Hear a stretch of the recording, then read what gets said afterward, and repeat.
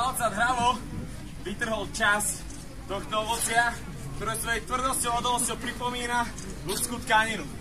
Je to práve tvar jeho hlavice. Jemne a veľmi nápaditý, prehnutý nos levíka dopredu sa totižto tlačí do ohybné ľudskej tkaniny a potom následným trhom ju otrháva od kosti a nárazom drví. Avšak tieto zbrane boli využívané na začiatku boja, veľmi rýchlo sa polámali a vtedy bojovník musel siahať po ďalšej výstroji. V prípade dorazenia nepriateľa boli obľúbené aj krátke zbrane.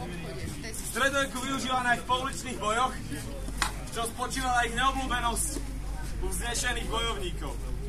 Nôž je zbraň, ktorá sa nachádza v rukách človeka od doby,